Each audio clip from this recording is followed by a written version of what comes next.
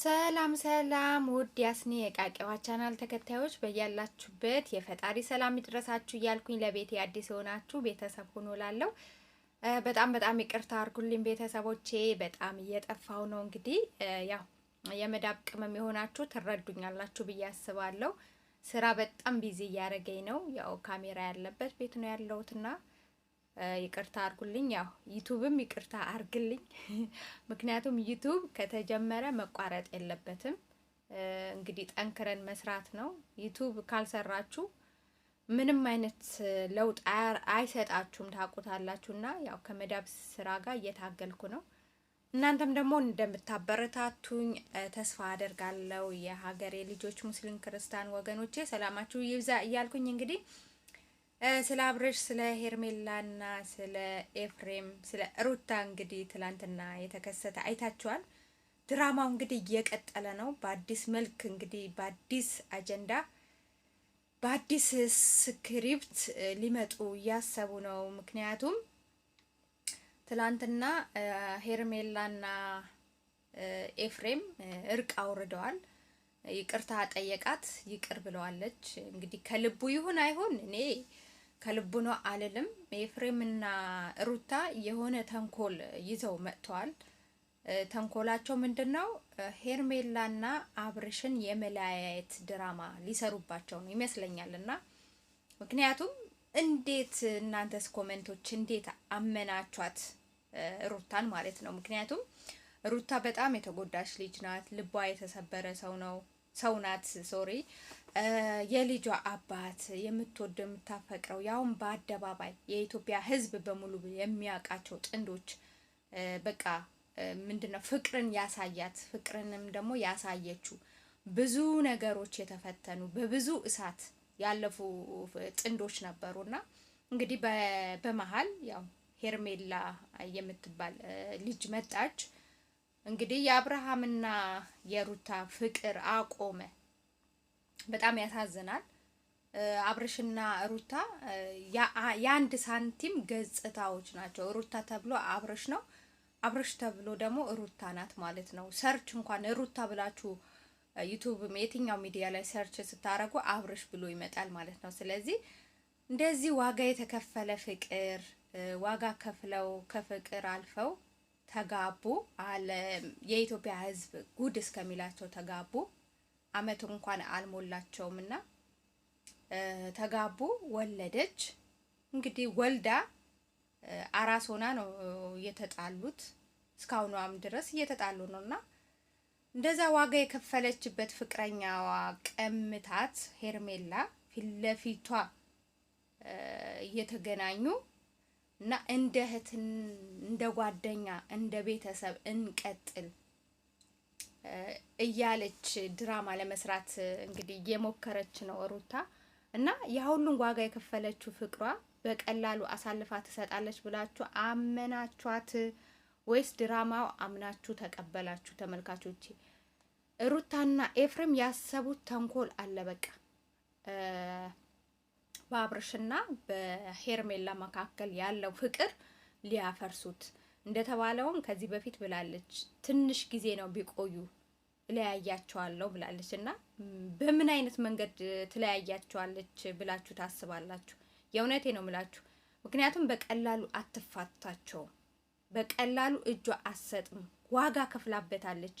በጣም ብዙ ሴቶች መጥተዋል በፍቅር ራሱ ፍቅርና አብርሽ ጽጌና አብርሽ በጣም ብዙ ዋጋ አስከፍለዋታል ለሩታ። እና እንደዛ ዋጋ የከፈለችበት ፍቅር በቀላሉ ትተዋለች ብላችሁ ታስባላችሁ? ብትተወውስ? እቺ ልጅ እኮ በቃ ባላንጣዋ ናት። ባላንጣ ማለት በቃ ጠላቷ ናት። ሄርሜላ የእውነት ህዝብ ያወቃት ህዝብ ያያት የሩታ ጠላት ናት። ፍቅረኛዋ የልጇ አባት ሚያክል የወደፊት ትዳሯ በቃ ህይወቷ ብዙ ነገር ተብላለች። በአብርሽ ብዙ ነገር ሴትነቷ ተሰድቧል።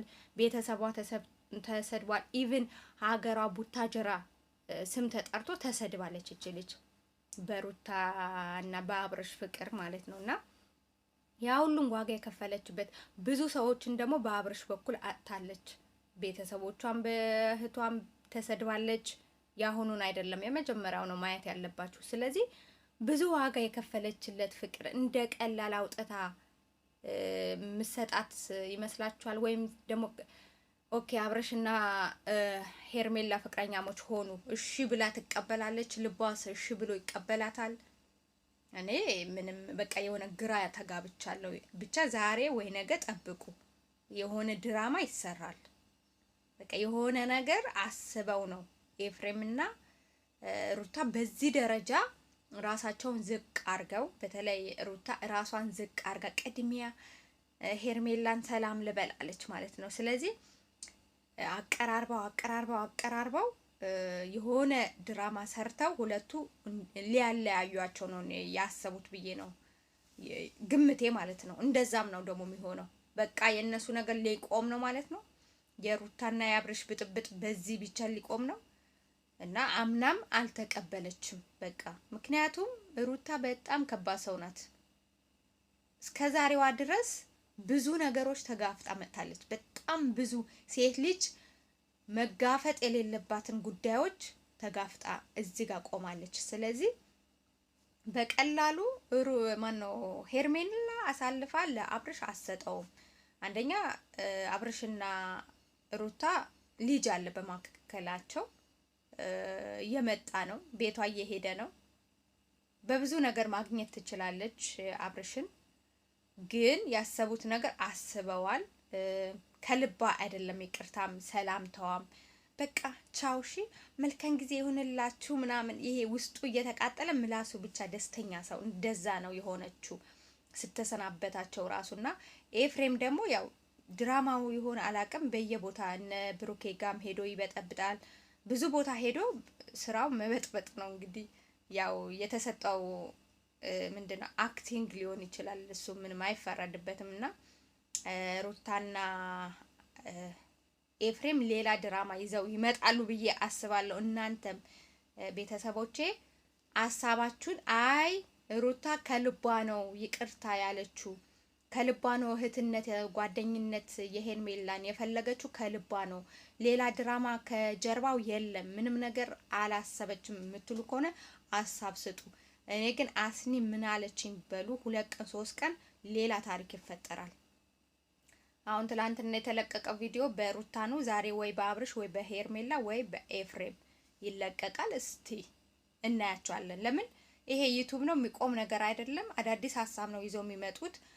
ምክንያቱም እንደ ይሄ ታሪክ ከቆመ አብርሽም ሩታም ሄርሜላም ኤፍሬም የትኛውም ልጆች ስራቸው ያቆማሉ። ሌላ ርዕስ አይኖራቸውም፣ ሌላ አጀንዳ አይኖራቸውም። ስለዚህ ሌላ ታሪክ ሊፈጠር ነው። አሁን ሰላም ወረደ፣ ከዛ ሌላ ታሪክ ይመጣል። ያው የኛ የመዳም ቅመሞች እያወቅንም ቢሆን ለመሸቀል እንግዲህ ድራማ እንዳልሆነ አስተያየት መስጠት ነው። እንግዲህ ድራማ እንደሆነ ልባችን ያውቀዋል።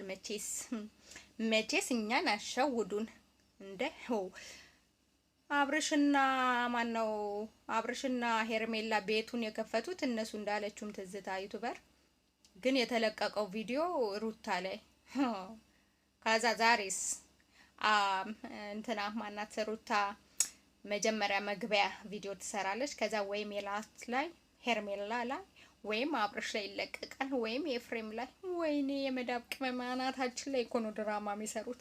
ስለዚህ ድራማው አላቆመም። ወይም እንደረኛ የድራማ የሆነ ሰውን ይገሉና በቃ ይቆማል ነው ድራማው ሳያልቅ። ስለዚህ ድራማው አላለቀም። ድራማው ምንድነው? ኤፍሬምና ሩታ ሌላ ታሪክ ሌላ አጀንዳ ይዘው ሊመጡ ነው። ምንድነው ካላችሁ ተንኮል፣ አብርሽና ሄርሜላን የመለያየት ተንኮል እና ሀሳብ አስተያየት ስጡ። አበረታቱኝ፣ እርስ በርሳችን እንበረታታ። ለምን እነሱ ብቻ ይሸቅሉ፣ እኛም የመዳብ ቅመሞች እንሸቅል? ምን ችግር አለው? ብታበረታቱ፣ ሀሳብ አስተያየት ብትሰጡ፣ ላይክ ብታረጉ ምን ችግር አለ? ችግር የለውም። እናንተም ስሩ። እኛ ላይ ድራማ እየሰሩ ስለሆነ እናንተም እነሱ ላይ ድራማ እየሰራችሁ እየፈጠራችሁ ስሩ። ሰነፍ አትሁኑ። የሰውን ስራ ብቻ ቁጭ ብላችሁ ስክሮል አታርጉ።